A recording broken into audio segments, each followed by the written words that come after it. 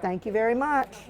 Here on the corner of Main and Mason. This is the line to order. Here among a long line of folks smiling and saying hi to each other. Hello, Evelyn. Here in the hustle and bustle of fixing hot dogs for the hundreds. Something is welling up in the crowd at the city lunch. Teresa Abbott feels it. And I would come in here every morning for breakfast. They always knew what I wanted, had it ready when I walked in. Angie Callahan feels it. After school, we would come to eat on the weekends. It's the thought of 72 years of hot dogs and burgers, of sausage and eggs, of bless your hearts and y'all come backs. Let me get you some napkins, sir. The thought, the memories, stir something inside. And now with Roxanne Hudson, that something comes to the surface. It is. Hard to say goodbye. I really hate to see it close. This is the last day. This is the last meal, hot dogs and fries. All right, now what am I on? Michelle Askew's granddad, she called him Poppy, bought the city lunch in '49. But everybody knows it as the hot dog stand. Her parents, Clyde and Sharon Whedon, eventually took over the place. And eventually, Michelle started helping them run it. Without Mom and Dad, well. Because Mom and Dad both passed away this year, and I saw what a toll it did on their bodies, and I need some time to myself to do what I need to do. 72 years is a good run for any business. That thing wells up again as she reflects on what she'll miss. The fellowship with the people. Now you're gonna make me cry. Now if we could just make the bar stools talk. What character? And Linda Fredrickson, who's been giving them a swivel since she was a little girl, gets to keep a couple. My mom's generation came, my generation, my children, and my grandchildren. She too now feels that something welling up. Today's the anniversary of my mom's death, and this place meant a lot to my mom. This place meant a lot to a lot of people, as you see. Doing all right. Now the last hot dogs are served. We're glad you're here with us today. We appreciate it. And a town says, thanks for the memories. Great memories. Bryan Mims, WRAL News, Franklinton. Thank you for coming out today.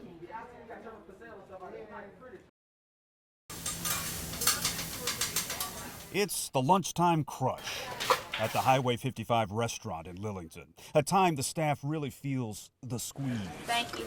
Especially these days, what with all the now hiring signs now showing. So the Highway 55 staff is pretty stoked about their new fellow worker. It's helped the waitresses to spend more time with their customers. And help them get more tips. Definitely the customers really like it. Makes kids freak out. It glides across the floor with a gentle jingle. It costs just under $1,000 a month, including installation and support. It is all that and an order of fries. We're all living in a strange time. Yeah, when a robot is serving you in a small town diner, that is strange, but in a cool way. Restaurant owner Alex Ramos brought in this robot, officially named Servy, and made by a company called Bear Robotics, for a trial run. The purpose of Servy is not to really replace our staff. The purpose of Servy is just to alleviate a lot of the stress and the burden from our staff. The staff is stressed and burdened because too few people have the appetite to work in food service. People almost twisting people's arms to get them to work, and it's not working. Servy is working. It's programmed to deliver food from the kitchen to every table in the restaurant. This is pretty cute. It is pretty cool having your burger and fries delivered to you by a little Mr. Roboto. Thank you very much. That's just an idea for a name. The staff is working to come up with a name for their helper. Some like Betty, some like Rosie.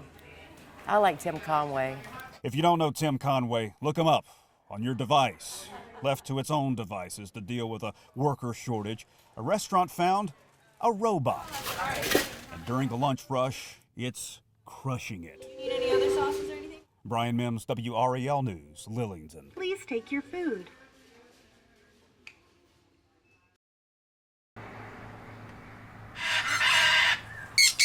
Among this cacophony of critters, parrots and lizards and wildebeests, is one lonely bird. He doesn't have his buddy anymore. Yentl is his name. He's an umbrella cockatoo, sporting a coat of pure white plumage. But Yentl is feeling blue. And he's been really depressed. He's not as apt to let me pick him up. He's just screaming, looking for his buddy. His buddy, Oliver. Same white plumage, similar life story. Someone had him as a pet, but couldn't care for him anymore. So these birds of a feather came here to the Dunrovin Exotic Animal Rescue near Southern Pines. Jacob Seaboat helps take care of the more than 200 animals. Thanksgiving Day. That's when it happened. Somebody made it onto the property and cut a square in the fencing that surrounds the two birds' enclosure. We're not sure if someone was trying to steal him. Or just turn him loose. The next day, the staff spotted Oliver, but a visitor spooked him. And he flew across the road, and that was the last we've seen him. We bond with all these animals and birds. It's very difficult to deal with this. Patrick Milsendo is the owner of Dunrovin. This is his third break-in since October of last year. That's when someone stole an African Senegal parrot, like this one. And he says a few weeks ago, someone tried to carry off this feisty macaw named Harley. A lot of these animals here have quite a bit of value. And I think that might be part of the reason why people are now targeting getting a bird or an animal that they can't afford. And Oliver can't afford to spend too long out there in the cold, wild world. He doesn't know how to forage for food. He doesn't know how to stay safe from predators. He doesn't even know what a predator is. So if you see Oliver, let Dunrovin know through Facebook or a phone call. His caretakers can lure him with food. So he loves people. After all, his buddy awaits among such cacophonous company, yet feeling quite alone. Bryan Mims, WRAL News, Moore County.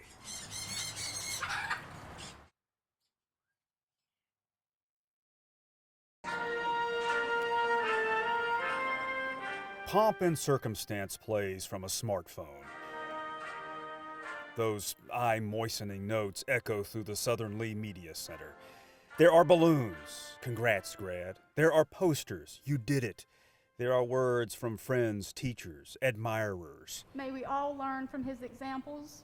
And there is our graduate from the class of 2022, Elijah Sharon Woods. His name is called. Sharon Woods. The diploma is given, the declaration is made. I declare Elijah Sharon Woods a graduate of Southern Lee High School. There is applause. There are pictures, smiles, tears.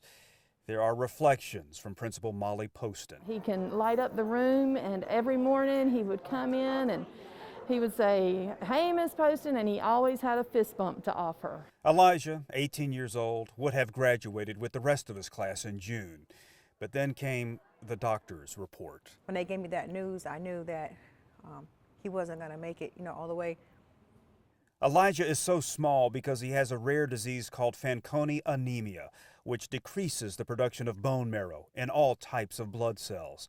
He's also suffered from tongue cancer. The doctors said that he probably has a few days to live, or possibly a few weeks. They couldn't do anything else for him. His mom, Sharonda Woods, knew Elijah could not miss this milestone. His dream or wish was to have a real graduation. He's been working hard to graduate. So his school put together a commencement ceremony just for him. His older brother, Anthony, says this school has been Elijah's guiding light through a lifetime of sickness. It's a way for him to be a normal kid, because he always wanted to be like a kid, go to prom, go to, first job, get a girlfriend, do all the teenager stuff. He tires easily now, and fist bumps come hard. But there he is, handsome in cap and gown. Congrats indeed. You did it, Elijah. You did it.